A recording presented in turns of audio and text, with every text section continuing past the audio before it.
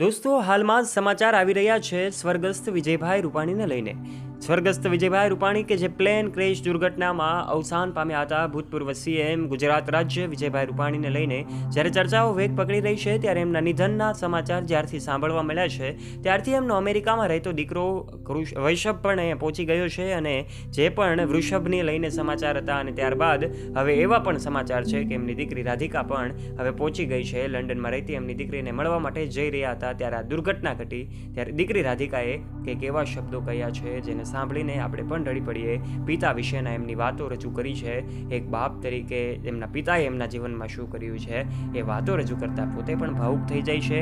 અને આ દ્રશ્યો છે એ ખૂબ ચોંકાવનારા છે અને આપણા શોકમાં, ઘેરા શોકમાં આપણે ડૂબી જઈએ એવા આ જે કાંઈ પણ શબ્દો છે. ત્યારે આજના વિડીયોમાં અમે તમને આ તમામ બાબતો વિશે વાત કરીશું, સાથે જણાવીશું કે રાધિકા શું કરે છે અને ક્યાં રહેશે. ત્યારે આ વિડીયોમાં આગળ વધે તે પહેલાં ચેનલ ઉપર તમે પહેલી વાર આવ્યા હોય અને અમારી યુટ્યુબ ચેનલને હજુ સુધી સબસ્ક્રાઇબ ન કરી હોય તો નીચે રહેલું બેલ આઇકન દબાવીને અમારી યુટ્યુબ ચેનલને અવશ્ય સબસ્ક્રાઇબ કરી લેજો, કારણ કે અમે આવા ને આવા રસપ્રદ અને રોચક વિડીયોઝ તમારા માટે લાવતા રહીએ છીએ. ત્યારે હજુ વિડીયોમાં આગળ વધીએ તે પહેલાં આપ એક કમેન્ટ બોક્સમાં શ્રદ્ધાંજલિ પાઠવવાનું ભૂલતા નહીં એ સ્વર્ગસ્થ વિજયભાઈ રૂપાણીને અને 300થી વધારે જે લોકો, નિર્દોષ લોકો એમને મોતને ભેટી પડ્યા છે.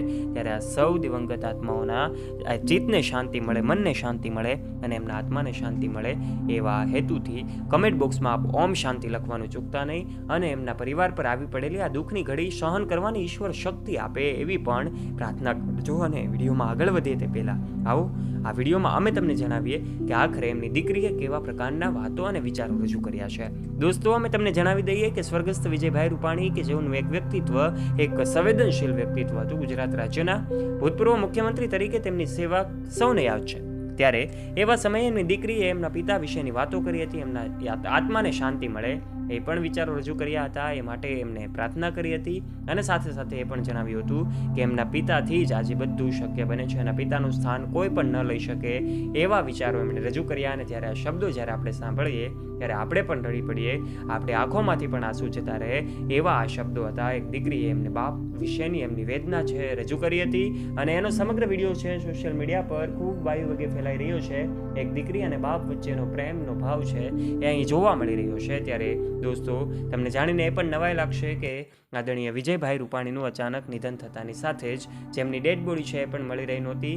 છેલ્લા 3 દિવસથી DNA ટેસ્ટ પણ થઈ રહ્યા હતા, અલગ અલગ રિપોર્ટ પણ થઈ રહ્યા હતા, પરંતુ ક્યાંય પણ એમની બોડી છે એમની ઓળખ કરવી એ ખૂબ મુશ્કેલ થઈ ગઈ હતી. એવા સમયે જ્યારે એમની ડેડ બોડી DNA આધારે મેચ થઈ છે ત્યારે એમનો દીકરો વૃષભ છે અમેરિકાથી આવી પહોંચ્યો છે. અમેરિકામાં તે સ્થાયી થયો હતો અને ત્યાંથી હવે તેઓ પહોંચી ગયા છે. અને સાથે સાથે એમની દીકરી જે છે રાધિકા એ લંડનમાં રહે છે અને ત્યાં એમનો અભ્યાસ કરે છે.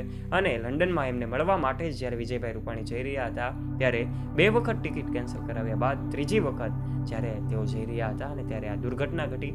માત્ર 3 મિનિટમાં જ તેઓ મોતને ભેટી પડ્યા અને સમગ્ર ઘટના આપણી સામે આવી. એમાં 300થી વધારે લોકો જે છે, નિર્દોષ લોકો, એમના પણ મોત નીપજ્યા.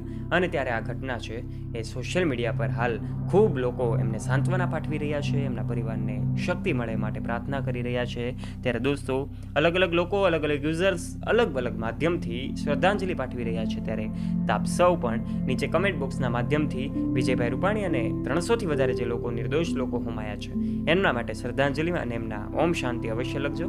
એમના આત્માને શાંતિ મળે માટે પ્રાર્થના કરજો. અને સાથે સાથે આ વિડીયોને એક લાઇક કરી દેજો.